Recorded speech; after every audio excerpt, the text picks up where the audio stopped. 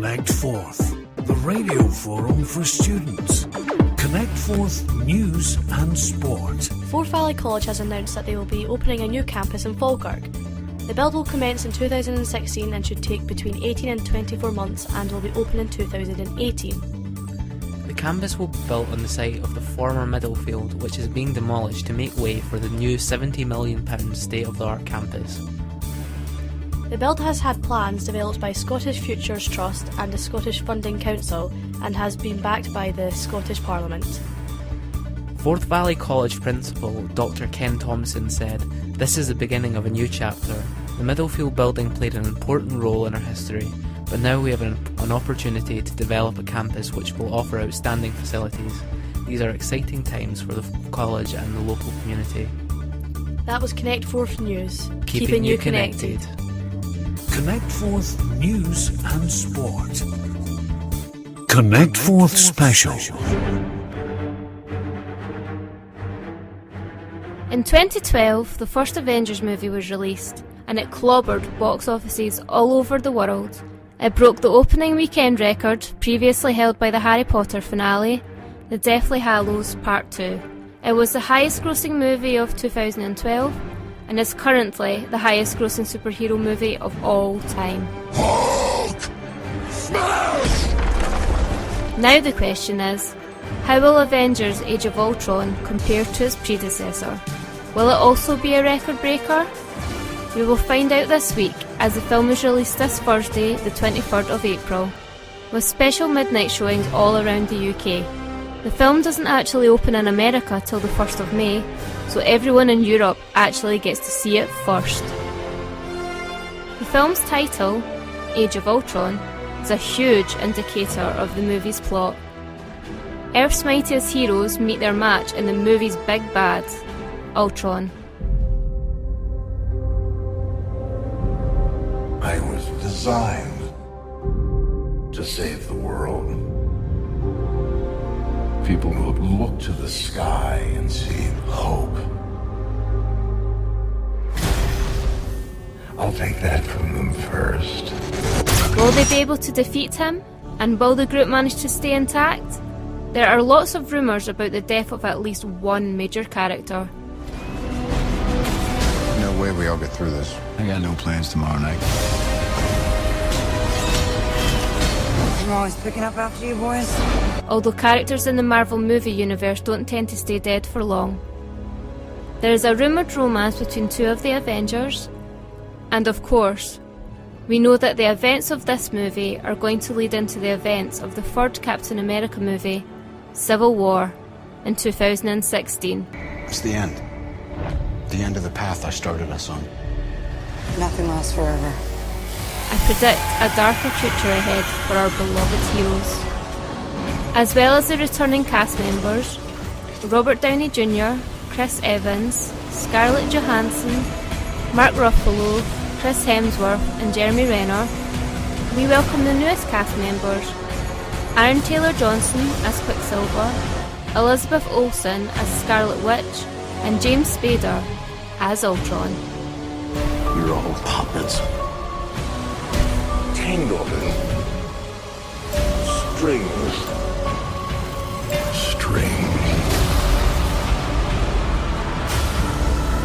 Quicksilver and Scarlet Witch are twins with the powers of super speed, telekinesis and mind control, and the trailer leaves us guessing at whose side the duo are actually on. We can tear them apart. From the inside. Ultron, the movie's villain, surprisingly appears to be the creation of the Avengers' very own Tony Stark, also known as Iron Man. Tried to create a suit of armor around the world. But I created something terrible. Artificial intelligence. It's called the Ultron program. He attempted to create a peacekeeping robot who will help to keep the Earth safe. But Ultron takes full advantage of his artificial intelligence and decides that he has a different agenda. There are no strings on me. And the way to get peace is to have humans wiped off the face of the earth. So will the Avengers assemble, defeat Ultron and save the day? That's the best you can do! There is only one way to find out, by heading to a cinema near you on the 23rd of April.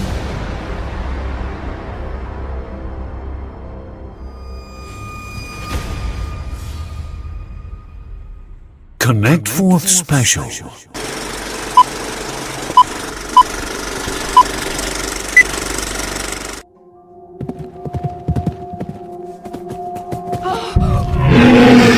Remember, at the last stroke of midnight, the spell will be broken and all will return to what it was before. Here at Cineworld, we can help you escape to the past, present and future. With everything from Hollywood blockbusters to independent films, we have it. Sit back and relax, as students will receive a discount off all tickets with just a show of their student card. Or also you can get 10% off if you book online at Cineworld's website. I was designed to save the world. People will look to the sky and see hope. I'll take that from them first. So come along to your nearest Cineworld. I would love to get fit, but the gyms are just too expensive and I don't have the time. Well, now you do. With gyms available on our Falkirk, Alloa and Stirling campuses, students only pay £20 and that's for a full year. Wow! Open Monday to Friday. Check the times for your campus's gym. Come along and we'll give you a workout. FVC really is the place to be. FVC, the place to be to enjoy a deliciously different dining experience. The Gallery restaurant, based in Forth Valley College's Stirling campus, is a truly unique venue with a definite wow factor. It combines the art of fine dining with spectacular views of famous Stirling landmarks, including the River Forth, Local Hills and the Wallace Monument. Sit back, relax and enjoy the breathtaking scenery at the Gallery restaurant, while the award-winning team provide you with first-class contemporary cuisine and hospitality. Each weekday, the Gallery serves appetising breakfast between 10 and 11:15am and is open for lunch between 12 and 2pm, offering a flavoursome and varied set menu. On Tuesday and Thursday evenings, it is open between 5 and 7pm, serving deliciously decadent dinners, and is also available for hire and private dining. To book or find out more, call 01786 406 027 or visit theplace.forthvalley.ac.uk. Reviews of the Gallery can now also be found on TripAdvisor. The Gallery at FVC, the place to be. Connect Forth feature. Hi, I'm Aaron and welcome to Connect Forth. 5 years ago, we, Well England, voted the Tories into power. In 2005, Labour had a majority with 355 seats, whereas in 2010, no one party had a majority. Only Conservatives and Liberal Democrats teamed up to form a government. In previous elections, the main parties were Labour, Conservatives and Liberal Democrats. With the rise of UKIP in England and in the aftermath of the independent referendum in Scotland delivered by the SNP, I will be asking who are the main parties in the UK. On today's show, we will have interviews with the SNP candidate for Falkirk, John McNally, and the Conservative councillor for Stirling, Martin Ernest. In 2010, there were three parties in the running of government, Labour, Conservatives and the Liberal Democrat. In the past year alone, local and European elections suggest that England might vote UKIP. Overall, Labour did well in Scotland, but in the recent independent referendum, Scots may feel that Labour were in bed with the Tories, a party that did not do well in Scotland, adding UKIP in England and the old party harmony of two-party politics seem to be over. Therefore, a coalition government might be more likely, with some MPs on both sides thinking that this election might be a good one to lose.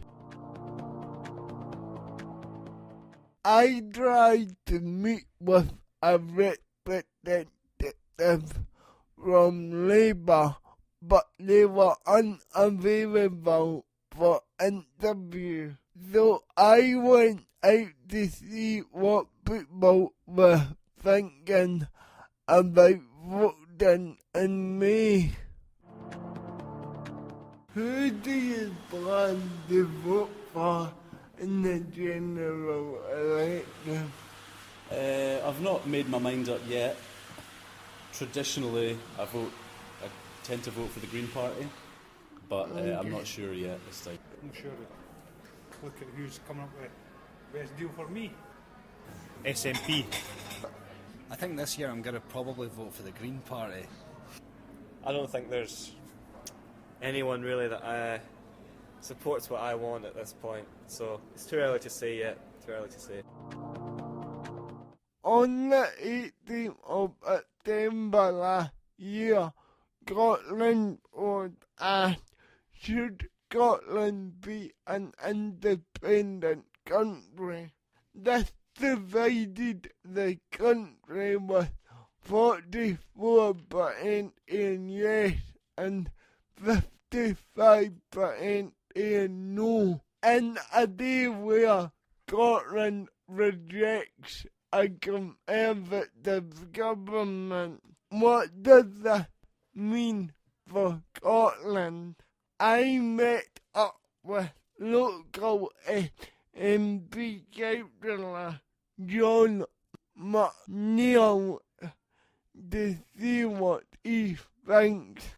Hello, I'm John McNally, the Scottish National Party's parliamentary candidate for the Westminster election, May 7th, 2015. How do you think your party will do in the election last May? The Scottish National Party is the best placed party, according to the polls, which seem pretty steady, showing a positive support for the SNP. We are the third largest party in the UK, and the more tartan on green benches at Westminster would be very pleasing to my eye. I don't think the status quo is going to happen. I think there probably will be major changes on the way, and the SNP will be the best voice for Scotland to make sure that that voice is loud and clear at Westminster. What will it mean for Scotland if we get another Conservative government? It will be tiders if we get another Conservative government. The Scottish National Party is a party of social conscience and social justice. The voting public we represent know that. Both the Tories and the Labour plan another further rounds of austerity cuts. Neither the Red Tories or Tories can be trusted to deliver the powers promised. 3 days before the referendum they promised that. So we will force either of them to listen to the people of Scotland, and we are and we will be extremely relevant party, the most relevant party come May the 7th, 2015. How can the SNP make a difference in Westminster?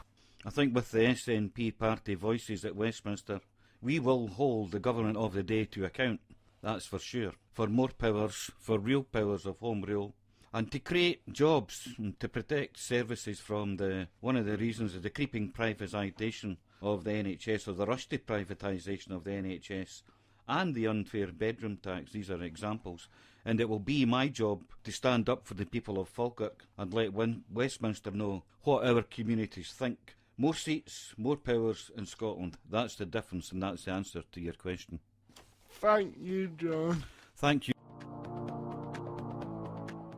How would you feel if Everton won the next election? Extremely unhappy. I'd be very disappointed. Well, you could argue that the Conservatives have done well with regards to the economy. A Conservative government is an unpopular government in Scotland. Let's get back to the 1980s when Margaret Thatcher was in number 10 Downing Street, and he introduced the poll tax, a community charge in Scotland before the rest of the UK. I met up with the Conservative councillor for Stirling, Martin Ernie, to ask him what the Conservatives can do to get back the sport in Scotland. Hello, my name is Martin Earle. I am the Scottish Conservative councillor for the Trossachs and Teeth ward at Stirling Council. What can the Conservative Party do to get the sport in Scotland? I think the first thing we need to do is understand that the Scottish Conservative Party already has a lot of support in Scotland. We regularly get nearly 500,000 votes at national elections, and in Stirling we are actually in second place. Also, I think it's very important that the Scottish Conservative Party emphasises that it is different from the Westminster Conservative Party. There's been examples of this with air passenger duty, for example, and high-speed rail, where we've taken a different policy line from Westminster. I think it's really important that people in Scotland understand that we act in the interests of the people in Scotland above and beyond anything else, and we should emphasise that more. How are Westminster policies affecting Scotland? I think the most significant area in which we can say the national policies in Westminster are affecting the Scottish people is in the long-term economic plan that we have in place, that has been enacted since 2010, which has done an incredible amount to bring down the deficit and to change the economic climate here. We have, for example, in Stirling, one of the lowest unemployment rates for over a decade, and we have under 2% of people actually on job seeker allowance at the moment, which is incredibly low. One other point where I think that there's a lot of interest is that the Scottish Conservatives are the only party that has promised an in-out referendum on EU membership. Whether you support being in the EU or whether you might want us to reconsider our membership, I think it's important that we actually have an opportunity to ask people. What policies would you introduce to help people in Scotland if you were elected? If our candidate is successful in May, his name is Stephen Kerr, he's a local man from Bridge of Allen, one of the policies I would be asking him to push for would be to force the Scottish Government, for example, to not be able to continue forcing local authorities to keep a council tax freeze. I personally believe it should be down to every local authority in Scotland to decide if, and if by how much, they might want to raise council tax. But it should be something that should be in the control of local authorities, not dictated by central Scottish Government. One of the other areas that I'm sure Stephen and the Scottish Conservative Party would be pushing for is more job creation measures. That is a devolved matter to the Scottish Government. I don't believe they're doing nearly enough in this area, and it's largely down to more national UK policies that we have a good record at the moment. Thank you, Martin. Harris, thank you very much for giving me the opportunity to speak to you today. Whatever party you are backing in me, it is in the British public's interest to decide who is in number 10 on the 8th of May. Thank you for listening to Connect Forth. Connect Forth feature. Come visit the View Cinema in Stirling. We are here to fulfil all your movie needs. Are you a student? Extra bonus.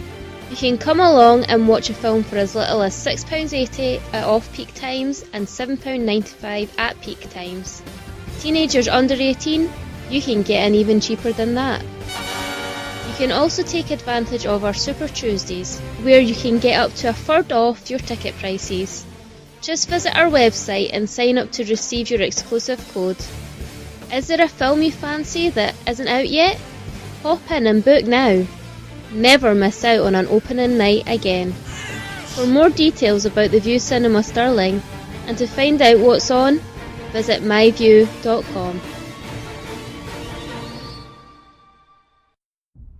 Whether you want to travel across an ancient land, do battle with evil wizards, or traverse the seven seas, a book can take you there. And here at Waterstones, we have a book for every mood. But that's not all. Bring in your student ID and sign up for the Waterstones student card and start earning points towards your next purchase. You collect 10 points for every £1, and every point is worth a penny, so you'll be earning back 10% with every purchase. So come and visit us in the Thistle Centre or on Falkirk High Street and pick up your next adventure. If you need help coping with stress, anxiety, or any other issues making a negative impact on your life, Forth Valley College has their own counselling service, and our college counsellor can speak to you in complete confidentiality. The learner advisory team can help by making a referral to the counselling service, who can then help to resolve your difficulties within a number of counselling sessions. If you feel that accessing this service would be beneficial, then please speak to a learning advisor at main reception at any one of our 4 campuses. Connect Forth feature.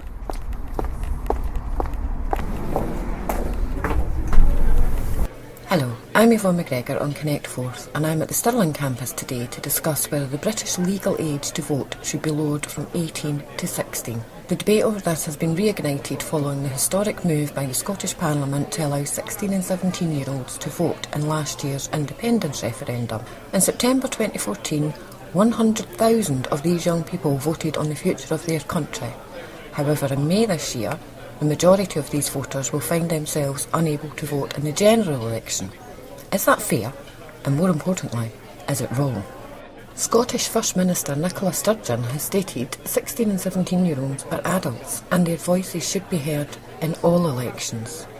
If you're old enough at 16 to get married, have children, pay taxes, then you should be old enough to have a vote. Well, for me, it's an issue of principle. I believe 16 and 17-year-olds should vote in all elections. The Scottish Parliament doesn't yet have the power to enable that to happen. You know, young people are the future of our country. Why should they have that right? Well, if you can, at 16, have children, if you can get married, if you can sign up to join the army, if you can pay taxes, then it seems to me absolutely basic that you should also have the right to vote. Currently, the Scottish Parliament, the Welsh and Northern Ireland Assembly all agree the voting age should be lowered to 16. The Conservatives and UKIP are the only political parties to oppose this, while all the other political parties agree that the voting age should change to 16. At 16 in Scotland, you are considered by most definitions as an adult. 16-year-olds can marry without parental consent, contrary to the rest of the UK, which is 18. You can have sex, have children, you can work full-time, pay taxes and join the armed forces. If 16-year-olds are mature enough to be given all these responsibilities, should they also be given the right to have their voices heard in the democratic process? Those against argue that young people are not seen to be adults until they are 18, stating those younger are too immature, ill-prepared and uneducated in the political process and life in general to make an informed and adult decision. They also argue many age limits in the UK, including the age you can buy cigarettes and fireworks and gamble, are going up, and the school leaving age looks likely to be increased at some point too. So why should the voting age go in the opposite direction? Let's find out what some of the students here at the Stirling campus think. Do they agree with a lower voting age? Yes, I think that they should be able to vote, because I feel that the ones that are mature enough are old enough to make that decision, and the ones that are immature, they probably won't bother turning up to vote anyway, so it's not going to make much difference. I support lowering the voting age to 16 because I think it would inspire and empower young people, and I think during the independence referendum we proved that we were engaged with the campaign. No, because I think you're too young at 16 to be voting for, because no one really knows what politics when you're 16. I think they should get the vote completely, because I think there's a lot more, there's a lot more people, 16, 17s, that are aware of politics more because of the referendum, and they've sort of thought, right, I can do that, like, I've got more responsibility. And if you're 16, you know, you can move out, you can get married, you can have a full-time job, you can pay tax if you do that. And so, like, why shouldn't you get a say in your country's run? And, like, also the argument is they might not be interested, but then there's equally, like 30-year-old adults that aren't interested and they get the vote, so that's, like, it's just a case of if they want to, but I think a lot of them do want to, so I don't think people should vote at 16 because I think they're still immature a bit. It's not good for them to vote. Definitely, and I think the referendum shows that, since there were so many young people involved. Yeah, I think that the voting age should be lowered. I think there are a lot of people who are under 18, sort of 16, 17-year-olds who definitely should have the right to vote. They'll know what's going on in the country because they're growing up in it, so I think definitely those ages should be allowed to vote. Some mixed views amongst the student population here at Forth Valley College.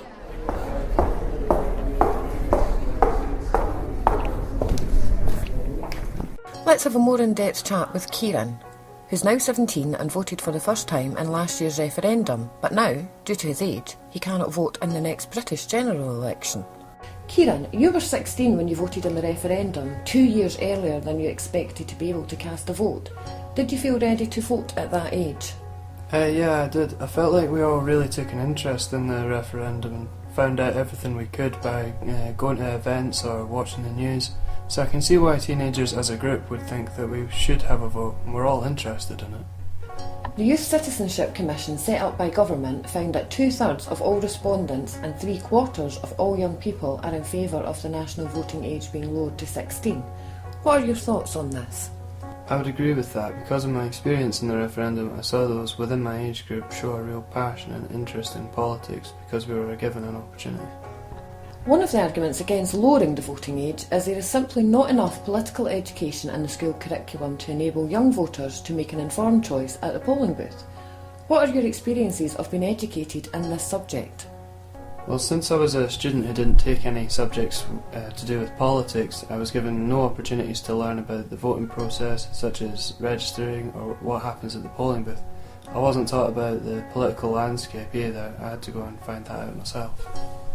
What do you think, if anything, would need to change within education to help young voters, whether they are 16 or 18? Well, I think that a political subject must be taken by pupils in order to better all of our understanding of how the system works, or of any political events coming up and why it matters to them, like elections. I really think this would help reduce the amount of non-voters. Did people in your age group at school discuss the referendum and being allowed to vote? It was actually the thing to talk about, really, especially as it got closer and closer. Everyone that couldn't vote were really annoyed because they were too young, but all my friends discussed it and voted because we were all given the opportunity. Do they now discuss the general election? No, nobody's mentioned it at all, really, other than the odd remark here and there, but we don't really think it's that relevant to us. How do they feel about not being able to vote in that election?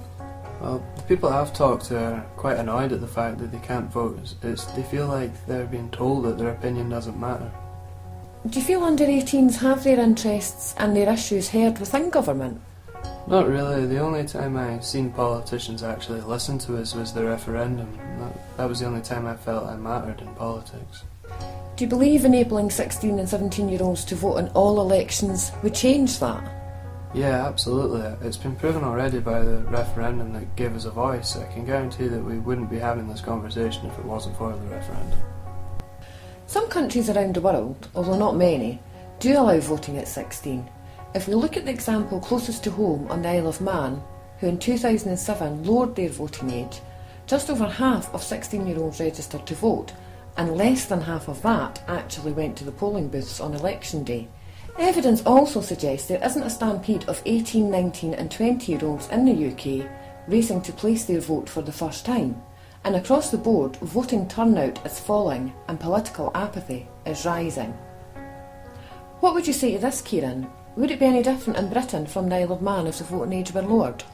I believe so. It just really depends on the public's attitude to the election. We proved in the referendum we're interested in politics and when we're allowed to get involved. If the voting age is changed, do you believe policies will change to reflect the views of the new younger voters? And would this be a good thing? Yes, definitely. I think as an age group we would be attracted to certain changes in the law. For example, 16 to 18-year-olds are not entitled to any benefits if we are not in education and unemployed. We don't exist in the eyes of the government and it's down to the parents to support us, but they stop receiving benefits as soon as we leave school. And finally, will you be making your voice heard at future elections? Yes, definitely. Thank you, Kieran.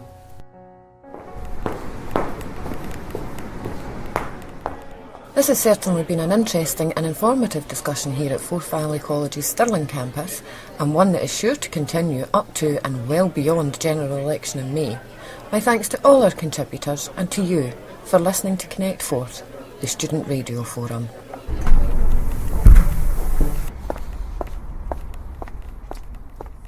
Connect Forth feature. The Hippodrome Cinema in Bowness is a unique venue that showed great films at low prices.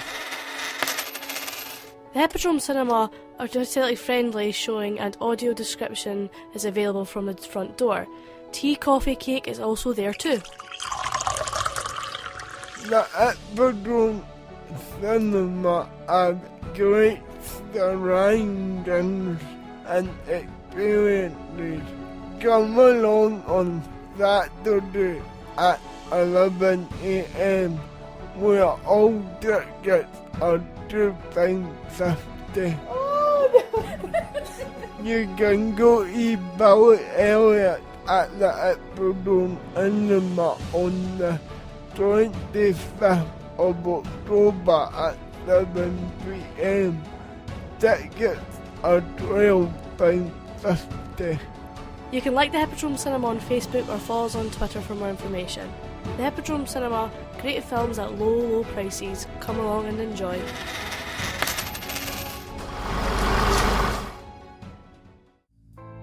The Bistro of Forth Valley College offers a wide variety of delicious food and drinks. Open from 10 AM till 4 PM every weeknight and open late till 6 PM on a Wednesday, there isn't a time where you won't be welcomed along to the Raploch Community Campus. Whether it's just a coffee and a biscuit you're after or a full meal, the Bistro will be able to meet your catering needs, with breakfast and lunch menus to satisfy even the fussiest of taste buds. So if you fancy coming along to the Bistro, you can make a booking on 01786 272 318. FVC, the place to be for contemporary cuisine.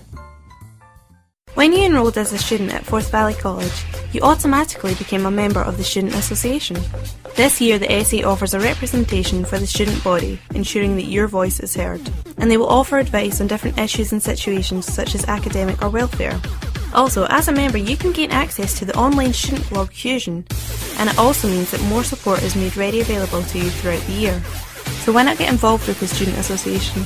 And email us at student.association@forthvalley.ac.uk or phone us on 01324 403 290 or follow them on Facebook. Forth Valley Student Association, letting the student voice be heard. Connect Forth Special. Hello, and we are here with Ronnie Brodie, who's one of Connect Forth's resident film reviewers. Ronnie, what films have you been watching this week? Well, Chris, I saw one film this week, and it was a biggie. It was Furious 7, Right. And tell me, is it any good? Well, The Fast and Furious is a really interesting series because when it came out, I don't think anyone expected it to go on for 7 movies, let alone be the fastest movie to make $1 billion ever. And the most furious. It did it very furiously, yeah, and fastly. It's interesting because the first 3 movies are okay. First 4 movies are okay, actually, sorry. And then the 5th one kind of took this U-turn and it became a sort of Ocean's 11 Italian Job kind of thing. And that's what they do now, and it works really well for them. I think the 5th one's probably the best in the series. And then you've got, now obviously, the big thing with the 7th one before we even touched the film is, of course, it was Paul Walker's last film. He started production halfway through it, and it is clear watching it that he is not present in a lot of scenes, just things like not cutting to his reaction and stuff like that, although they do a very good job of hiding it. I think if you didn't know that he had passed, that you could watch the film and not think anything was up with it. Now, is the film good? Interestingly, the film has an 8.1 on IMDb just now, and it's not an 8.1 film, let's be honest. If you're a man who likes reviewing movies by numbers, which I personally am not. But it is a very enjoyable film. It's like a well-directed Michael Bay film. It's really beautifully shot. The action's great. You care about the characters, you know? Like, they're not just hollow shells like Will Smith and Bad Boys or anything like that. I like Bad Boys. I like Bad Boys too, but like as well, not the second one. I do like the second one though. I like the second one better than the first one. I agree. But you've changed your tune. Back on the Fast and Furious. It is a very good film, yeah. I enjoyed it thoroughly. There are a few moments where the action is just completely over the top. One scene I'll mention, which has been heavily advertised, so I'm not spoiling anything, is they jump this really rare car. I don't even know the name of it. They only make 7 of it in the world, and they jump it through. You know, there's 3 skyscrapers in Dubai. They jump it through each one, breaking through the glass, and then breaking through again, and then finally bailing out. And it's weird to think that like the Fast and Furious movies have come to that. You know, just being completely so action orientated, but at such a massive level. Right. Yeah. You did mention yourself that they're so wildly popular now. Nobody could have predicted that when they first started.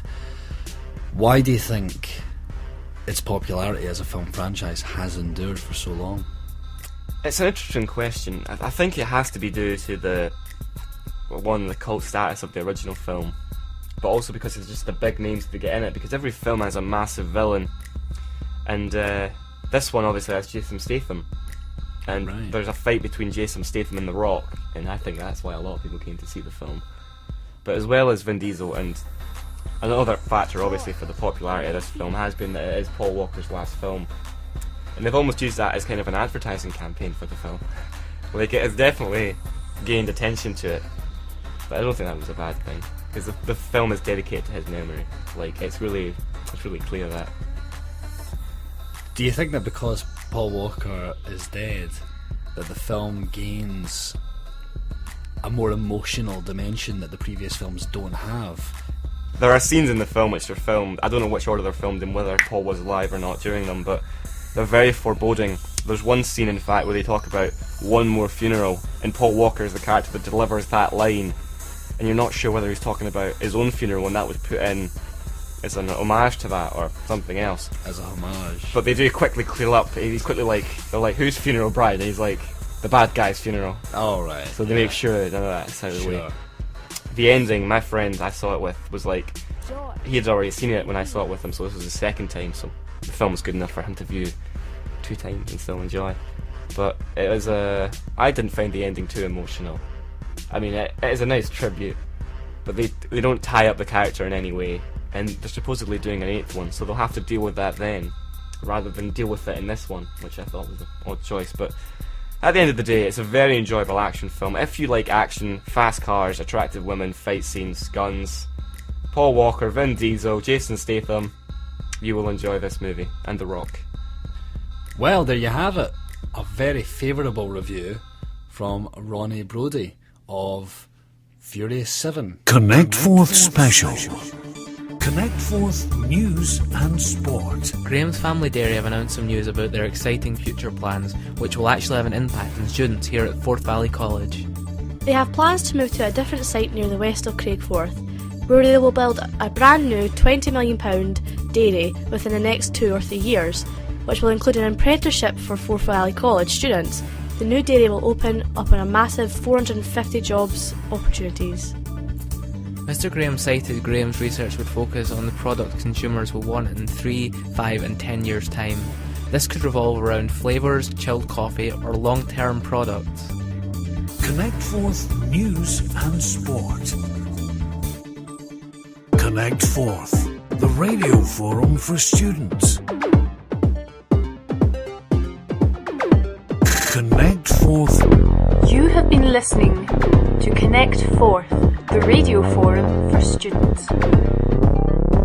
Radio. This podcast was brought to you by the Back 2 Media and Communications students. We thank you for listening and we hope you will continue to tune in.